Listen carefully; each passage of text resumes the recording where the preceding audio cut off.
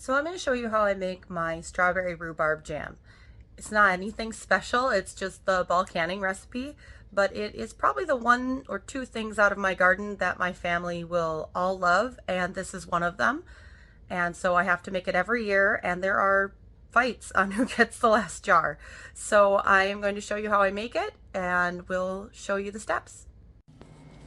So the first thing you need to do is get your strawberries and your rhubarb together. And I found this handy little strawberry tool over at the Aldi. It goes ahead and it pulls out the core and the leaves at the same time. So I thought that was so cool and wanted to show it to you guys that I'm using it. So I used that to go ahead and get all of the strawberries ready. I also chopped up the rhubarb into about 1/2 inch to 1 inch pieces. Then I went ahead and I smashed up the strawberries. So for this part, the measuring says to measure crushed strawberries. So really important that you mash them up pretty good.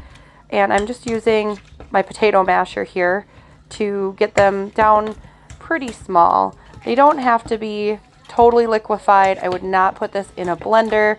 I do like to have some small pieces of strawberries left in my jam. And so I just use this by hand to mash them up.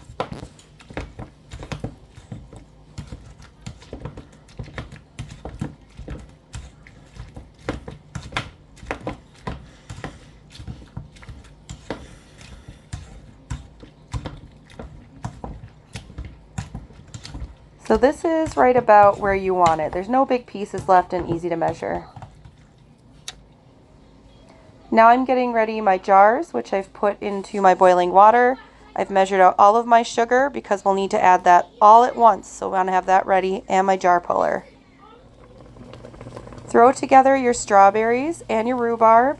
Put in your packet of your gel, whatever you're using. I just use sure-jell, and bring it to a boil on the stove. Once it hits a boil, you want to go ahead and add your sugar all at once. So don't get your measuring cup out and try to measure it in there as you go. You want to add it all at the same time.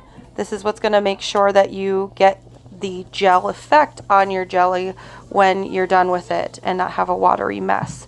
So you just put it all in there. It is a ton of sugar. When I make a double batch, I usually end up using a whole one of those 2.5 pound bags, and it's just a crazy amount of sugar. But you can also do some low sugar recipes if you use a low sugar gel. I just didn't do that this time. Plus, my family likes the one with lots of sugar in it, of course. So go ahead and give that a really good stir. Make sure all of the sugar gets dissolved in there. Once it comes to a boil, you should be able to stir it and it continues to boil. You want to boil it hard like this for a full minute.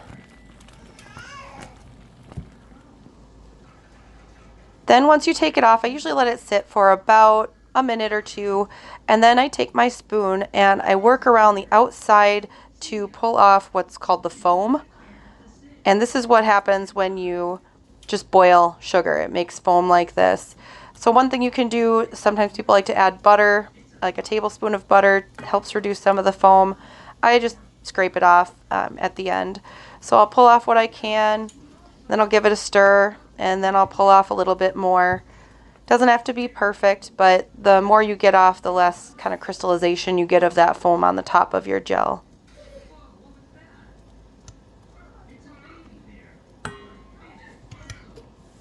The last step here really is to fill your jars. So I have my little jar funnel here, very helpful, helps keep the mess off of my counters. And you just ladle it into your jar. Your jar should be clean and sterilized, and you're putting hot product into your jar, so you need to make sure that you have your canner ready with hot water so that the temperatures match and prevent cracking your jars. And you want to fill them pretty close to the top, about 1/2 inch from the top is what you want for head space. Then you want to just clean off the lid area so that you can make sure you get a good seal when you put your lid on there.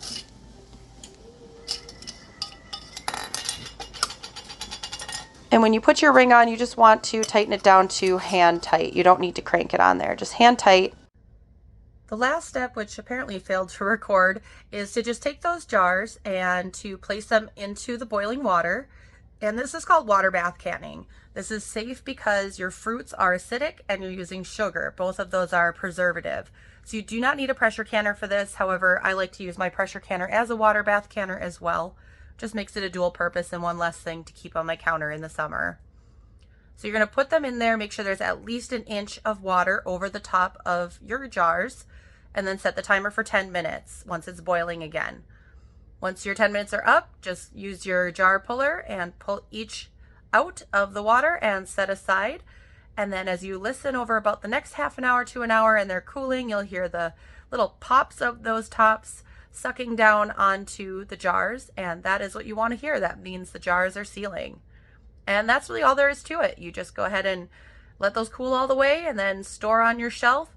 I've had jars of this. Usually they only last up to a year because my family is always fighting over them.